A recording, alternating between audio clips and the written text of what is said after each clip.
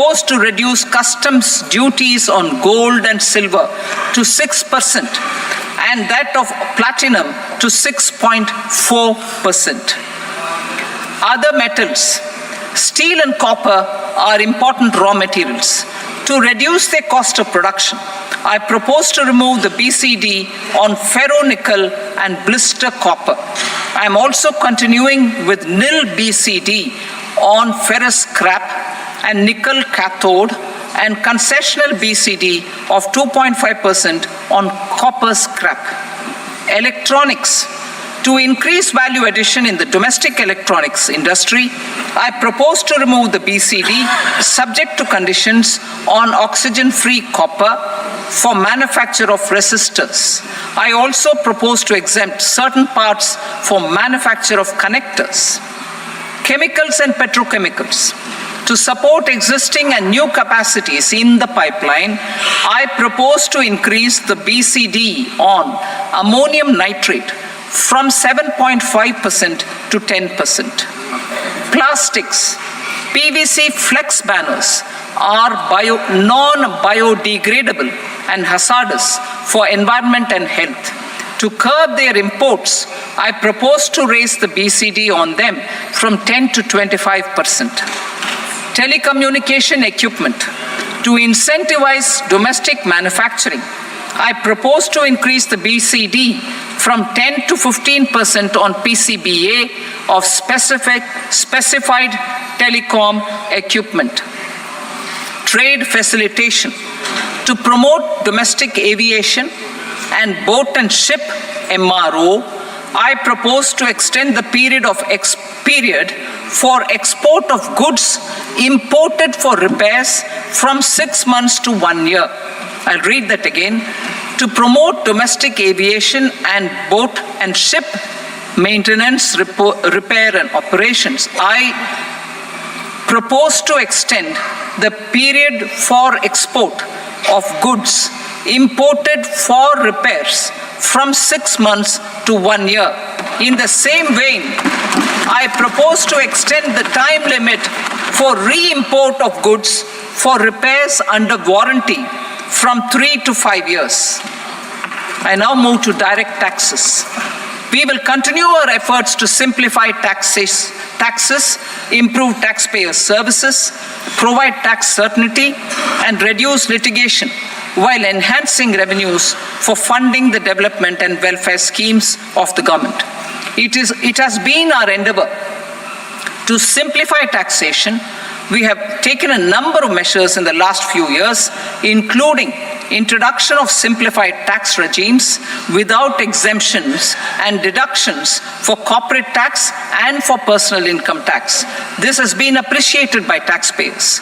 58% of corporate tax came from the simplified tax regime in the financial year 22-23. Similarly, as per data available till now, for the last fiscal, more than 2/3 have availed the new personal income tax regime. Comprehensive review of the Income Tax Act. I am now announcing a comprehensive review of the Income Tax Act 1961. The purpose is to make the Act concise, lucid, easy to read and understand. This will reduce disputes and litigation, thereby providing tax certainty to the taxpayers. I will also bring down the demand embroiled in litigation. It is proposed to be completed in 6 months. A beginning is being made in the finance bill by simplifying the tax regime for charities, tedious rate structures, provisions of reassessment and search provisions, and capital gains taxation. Simplification for charities and tedious.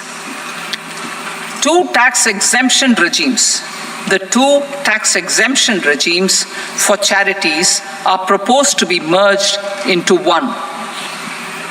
The 5% TDS rate on many payments is being merged into the 2% TDS rate, and the 20% TDS rate on repurchase of units by mutual funds or UTI is being withdrawn. TDS rate on e-commerce operators is proposed to be reduced from 1 to 0.1%. Moreover, credit of TCS is proposed to be given in the TDS to be deducted on salary. Further, I propose to decriminalize delay for payment of TDS up to the due date of filing statement for the same. I also plan to provide a standard operating procedure for TDS defaults and simplify and rationalize the compounding guidelines for such defaults. Simplification of reassessment. I propose to thoroughly simplify the provisions for reopening and reassessment. An assessment hereinafter can be reopened beyond 3 years from the end of the assessment year only if the escaped income is 50 lakh rupees or more, up to a maximum period of 5 years from the end of the assessment year. Even in such cases, a time limit of 6 years before the year of the search, as against the existing time limit of 10 years, is being proposed. This will reduce tax uncertainty and disputes. Simplification and rationalization of capital gains. Capital gains taxation is also proposed to be hugely simplified. Short-term gains on certain financial assets shall henceforth attract a tax rate of 20%, while that on all other financial assets and all non-financial assets shall continue to attract the applicable tax rate. Long-term gains on all financial and non-financial assets, on the other hand, will attract a tax rate of 12.5%. For the benefit of the lower and the middle income classes, I propose to increase the limit of exemption of capital gains on certain financial assets to 1.25 lakh rupees per year. Listed financial assets held for more than a year will be classified as long-term, while unlisted financial assets and all non-financial assets will have to be held for at least 2 years to be classified as long-term. Unlisted bonds and debentures, debt mutual funds, and market-linked debentures, irrespective of holding period, however, will attract tax on capital gains at applicable rates. Taxpayer services. All the major taxpayer services under GST and most services under customs and income tax have been digitalized. All remaining services of customs and income tax, including rectification and order giving effect to appellate orders, shall be digitalized and made paperless over the next 2 years. Litigation and appeals.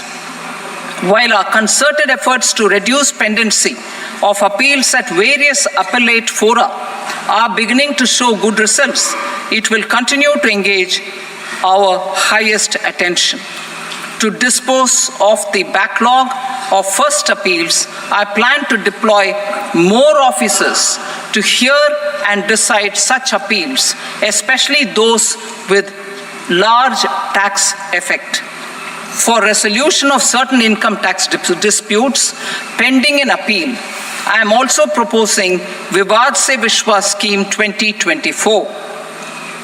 Further, I propose to increase monetary limits for filing appeals related to direct taxes, excise, and service tax in the tax tribunals, high courts, and Supreme Court to 60 lakh rupees, 2 crore rupees, and 5 crore respectively, with a view to reduce litigation and provide certainty in international taxation. We will expand the scope of safe harbor rules and make them more attractive. We will also streamline the transfer pricing assessment procedure. Employment and investment. I have a few proposals to promote investment and foster employment.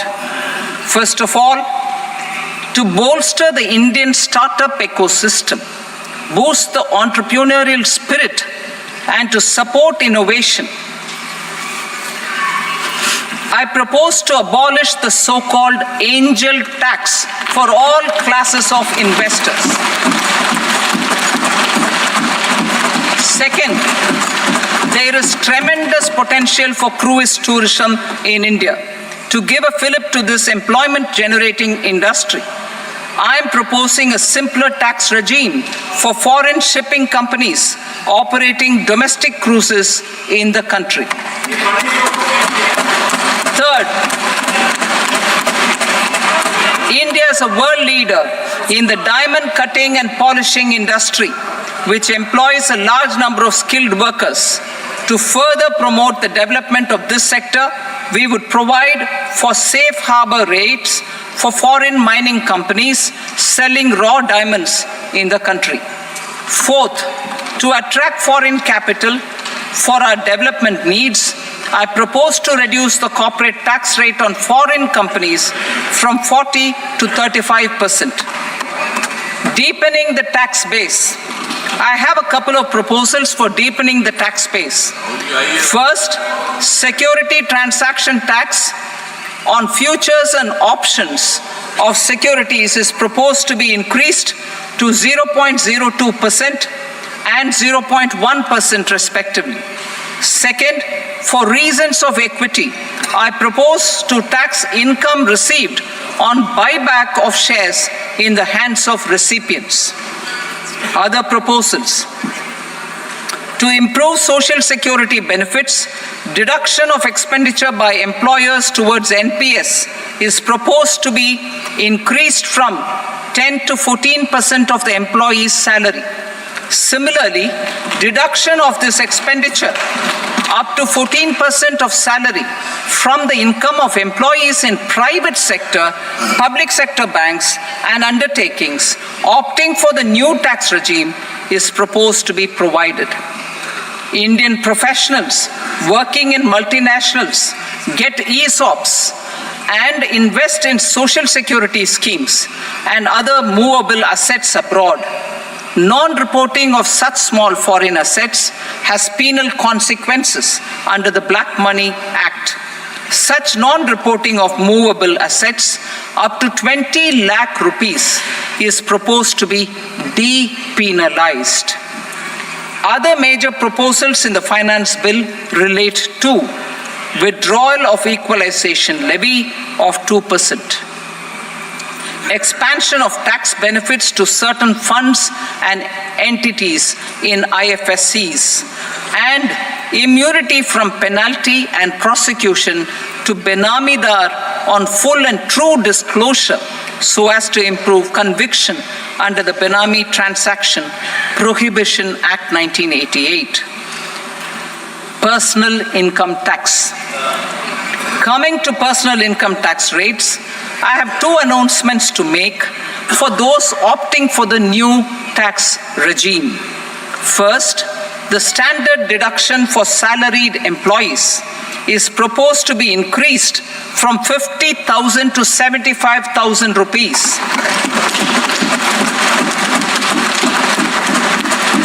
Similarly, deduction on family pension for pensioners is proposed to be enhanced from 15,000 to 25,000 rupees.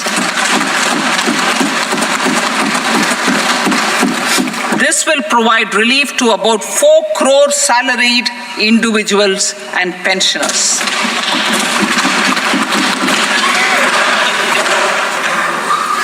Second, in the new tax regime, the tax rate structure is proposed to be revised as follows. 0 to 3 lakh rupees, nil. 3 to 7 lakh rupees, 5%. 7 to 10 lakh rupees, 10%. 10 to 12 lakh rupees, 15%. 12 to 15 lakh rupees, 20%. And above 15 lakh rupees, 30%. As a result of these changes, a salaried employee in the new tax regime stands to save up to 17,500 rupees in income tax.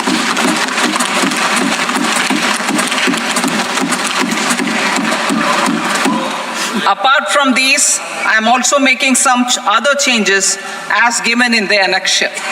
As a result of these proposals, revenue of about 37,000 crore, that is 29,000 crore in direct taxes and 8,000 crore in indirect taxes will be foregone, while revenue of about 30,000 crore rupees will be additionally mobilized.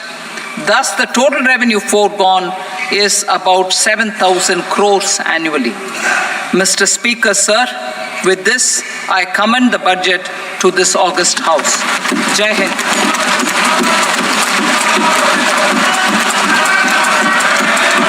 Item number 2.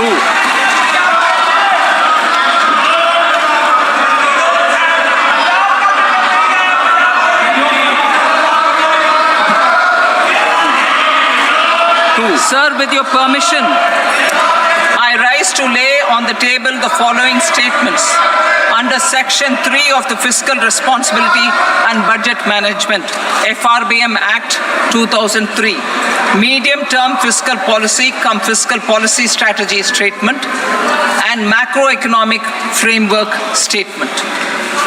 Item number 3. Sir, with your permission, I rise to move for leave to introduce the Finance Number 2 Bill 2024. प्रश्न ये कि विधेयक को पुनर्स्थापित करने की अनुमति प्रदान की जाए। जो सदस्य इसके पक्ष में हाँ कहें, जो सदस्य विरोध में ना कहें, मेरे विचार में निर्णय हाँ वालों के पक्ष व अनुमति प्रदान की जाती है। माननीय मंत्री जी, अब विधेयक पुनर्स्थापित करें। Sir, I introduce the bill. Item number 4.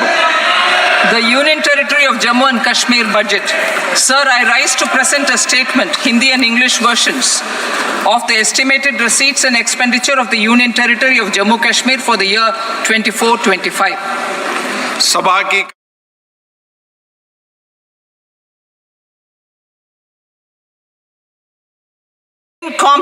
Jain temple complex is ancient.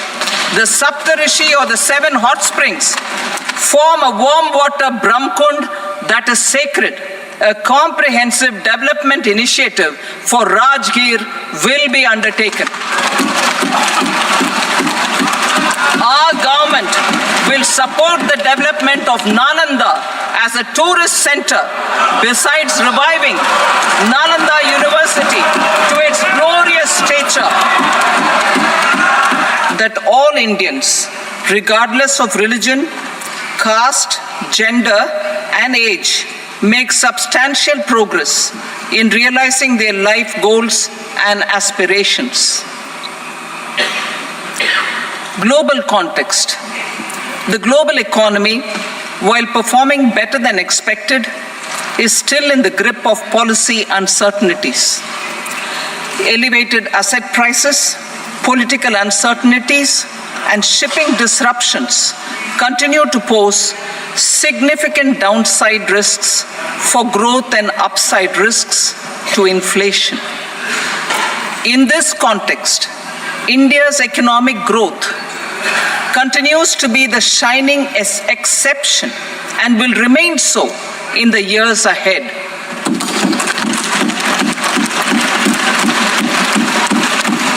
India's inflation continues to be low, stable, and moving towards the 4% target. Core inflation, that is non-food and non-fuel, currently is 3.1%. Steps are being taken to ensure supplies of perishable goods reach markets adequately. Interim budget. As mentioned in the interim budget, we need to focus on 4 major castes, namely the Garib, Mahilaye, Yuva, and Annadata, the poor, women, youth, and the farmer.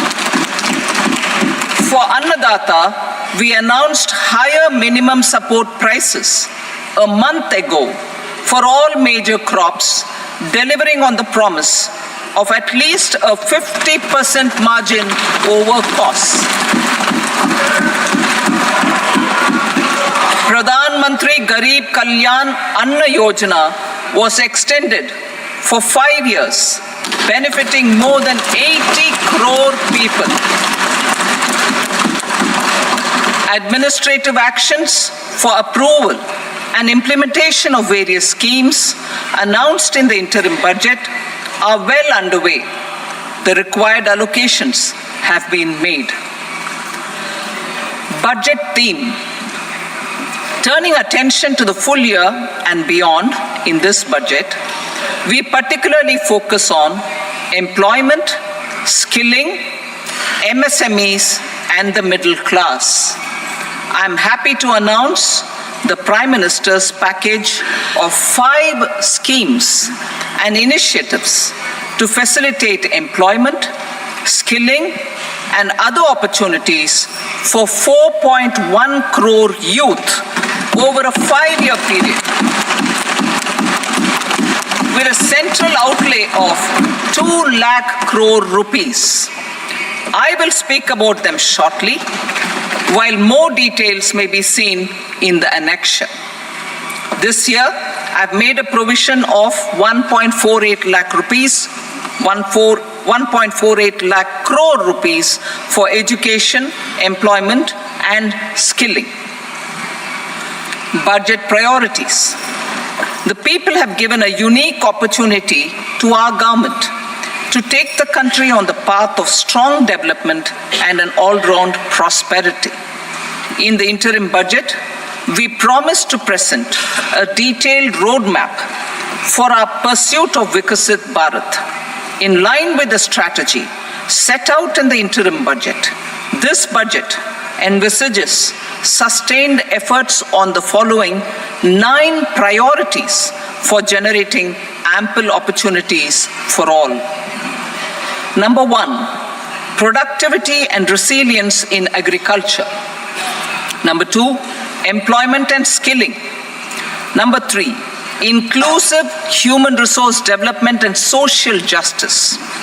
4, manufacturing and services. 5, urban development. 6, energy security. 7, infrastructure. 8, innovation, research and development. And 9, next generation reforms. Subsequent budgets will build on these and add more priorities and actions. A more detailed formulation will be carried out as part of the economic policy framework, about which I will speak later in this speech. This budget details some of the specific actions to be initiated in the current year towards fulfillment of these priorities, with potential for transformative changes. The budget also covers some of the previously made announcements with intent to strengthen them and step up their implementation for expediting our journey towards the goal of Vikasit Bharat. Priority 1, productivity and resilience in agriculture. Transforming agricultural research. Our government will undertake a comprehensive review of the agricultural research setup to bring the focus on raising productivity and developing climate-resilient varieties. Funding will be provided in challenge mode, including to the private sector. Domain experts, both from the government and outside, will oversee the conduct of such research. Release of new varieties. New 109 high-yielding and climate-resilient varieties of 32 field and horticultural crops will be released for cultivation by farmers. Natural farming. In the next 2 years, 1 crore farmers across the country will be initiated into natural farming, supported by certification and branding. Implementation will be through scientific institutions and willing gram panchayats. 10,000 need-based bio-input resource centers will be established. Missions for pulses and oil seeds. For achieving self-sufficiency in pulses and oil seeds, we will strengthen their production, storage, and marketing. As announced in the interim budget, a strategy is being put in place to achieve Atmanirbharta for oil seeds such as mustard, groundnut, sesame, soybean, and sunflower. Vegetable production and supply chains. Large-scale clusters for vegetable production will be developed closer to major consumption centers. We will promote farmer-producer organizations, cooperatives, and startups for vegetable supply chains, including for collection and storage and marketing. Digital public infrastructure for agriculture. Buoyed by the success of the pilot project, our government, in partnership with the states, will facilitate the implementation of the digital public infrastructure in agriculture for coverage of farmers and their lands in 3 years. During this year, digital crop survey for Kharif using the DPI will be taken up in 400 districts. The details of 6 crore farmers and their lands will be brought into the farmer and land registries. Further, the issuance of Jan Samarth-based Kisan credit cards will be enabled in 5 states. Shrimp production and export. Financial support for setting up a network of nucleus breeding centers for shrimp brood stocks will be provided. Financing for shrimp farming, processing, and export will be facilitated through NABARD. National Cooperation Policy.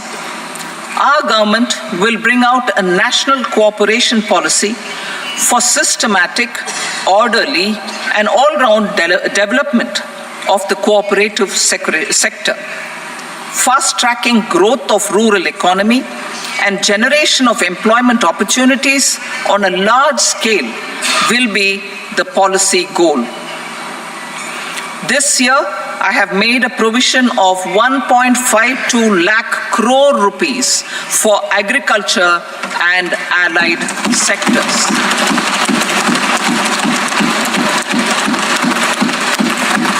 Priority 2, employment and skilling. Employment-linked incentive. Our government will implement following 3 schemes for employment-linked incentive as part of the Prime Minister's package.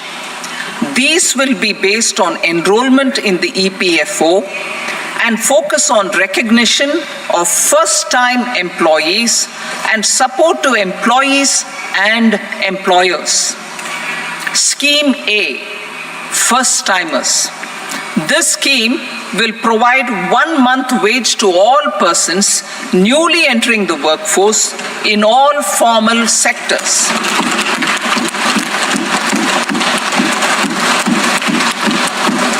Direct benefit transfer of 1 month's salary in 3 installments to first-time employees as registered in the EPFO will be up to 15,000 rupees. The eligibility limit will be a salary of 1 lakh per month. The scheme is expected to benefit 210 lakh youths.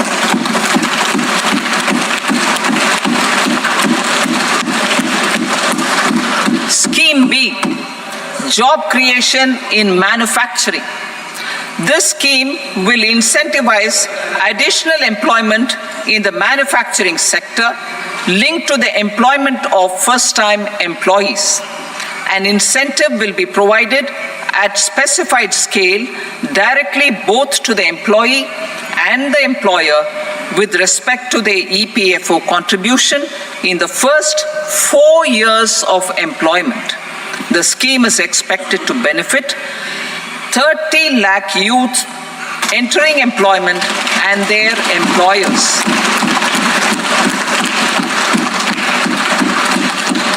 Scheme C, support to employers. This employer-focused scheme will cover additional employment in all sectors. All additional employment within a salary of 1 lakh rupee per month will be counted. The government will reimburse to employers up to 3,000 rupees per month for 2 years towards the EPFO contribution for each additional employee. The scheme is expected to incentivize additional employment of 50 lakh persons.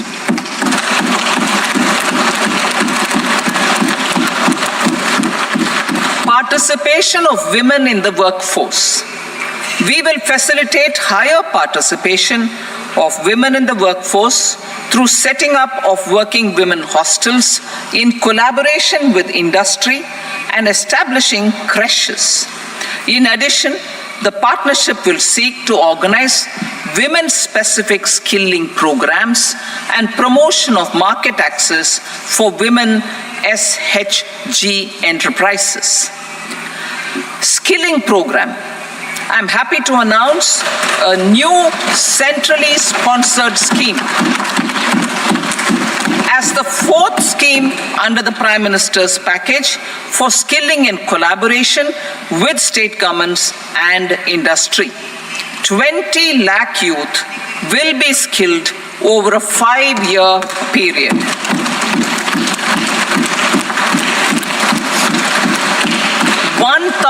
Industrial training institutes will be upgraded in hub and spoke arrangements with outcome orientation.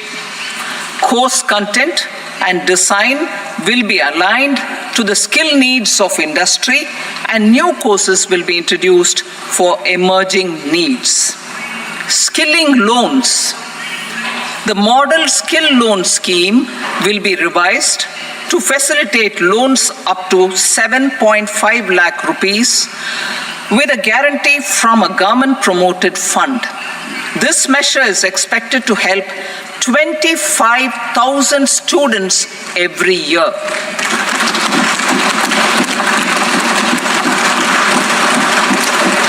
Education loans.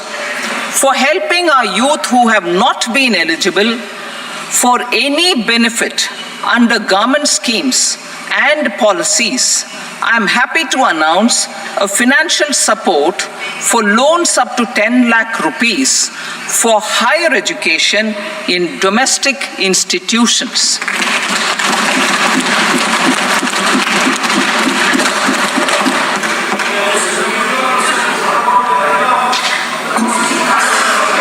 E-vouchers for this purpose. E-vouchers for this purpose will be given directly to 1 lakh students every year for annual interest subvention of 3% of the loan amount. Priority 3, inclusive human resource development and social justice. Saturation approach. Our government is committed to all-round, all-pervasive and all-inclusive development of people, particularly farmers, youth, women, and the poor. For achieving social justice comprehensively, the saturation approach of covering all eligible people through various programs, including those for education and health, will be adopted to empower them by improving their capabilities. Implementation of schemes meant for supporting economic activity activities by craftsmen, artisans, self-help groups, scheduled caste, scheduled tribe, and women entrepreneurs and street vendors such as the PM Vishwakarma, PM Swanidhi, National Livelihood Missions, and Stand Up India will be stepped up. Purvodaya. The states in the eastern part of the country are rich in endowments and have strong cultural traditions. We will formulate a plan, Purvodaya, for the all-round development of the eastern region of the country, covering Bihar, Jharkhand, West Bengal, Odisha, and Andhra Pradesh. This will cover human resource development, infrastructure, and generation of economic opportunities to make the region an engine to attain Vikasit Bharat. On the Amritsar-Kolkata Industrial Corridor, we will support development of an industrial node at Gaya. This corridor will catalyze industrial development of the eastern region. The industrial node at Gaya will also be a good model for developing our ancient centers of cultural importance into future centers of modern economy. This model shall showcase Vikas B, Virasat B in a growth trajectory. We will also support development of road connectivity projects, namely 1. Patna-Purnia Expressway, 2. Buxar-Bhagalpur Expressway, 3. Bodh Gaya, Rajgir, Vaishali and Darbhanga spurs, and 4. Additional 2-lane bridge over River Ganga at Buxar at a total cost of 26,000 crore rupees.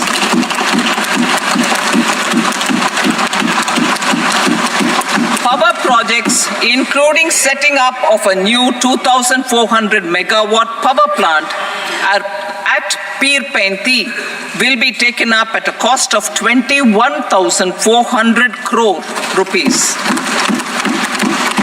New airports, medical colleges, and sports infrastructure in Bihar will be constructed. An additional allocation to support capital investments will be provided. The requests of Bihar government for external assistance from multilateral development banks will be expedited.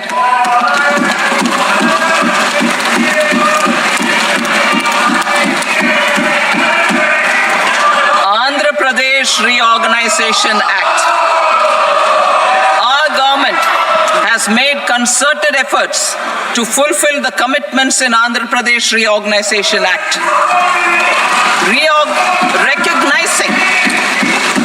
Recognizing the state's need for the capital, recognizing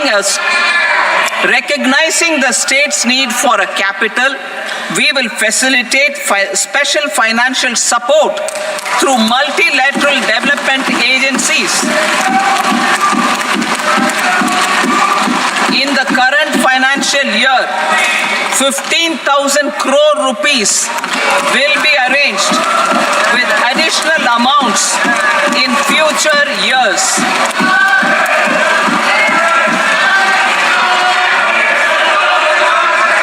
Our government is fully committed to financing and early completion of the Polavaram irrigation project, which is the lifeline for Andhra Pradesh and its farmers. This will facilitate our country's food security as well. Under the Andhra Pradesh Reorganization Act, for promoting industrial development, funds will be provided for essential infrastructure such as water, power, railways, and roads. In Koparti node on the Visakhapatnam-Chennai Industrial Corridor and Varavakal Node on the Hyderabad-Bangalore Industrial Corridor. An additional allocation will be provided this year towards capital investment for economic growth. Grants for backward regions of Rayalaseema, Prakasham, North Coastal Andhra, as stated in the Act, will be provided. PM Awas Yojana. 3 crore additional houses under the PM Awas Yojana in rural and urban areas in the country have been announced, for which the necessary allocations are being made. Women-led development. For promoting women-led development, the budget carries an allocation of more than 3 lakh crore for schemes benefiting women and girls. This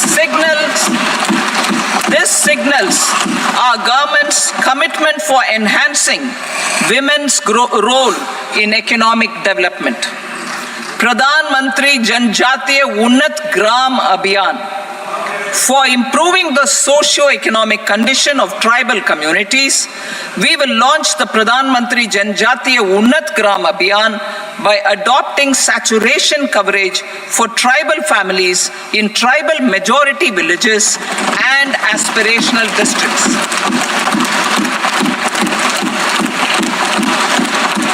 This will cover 63,000 villages, benefiting 5 crore tribal people. Bank branches in northeastern region.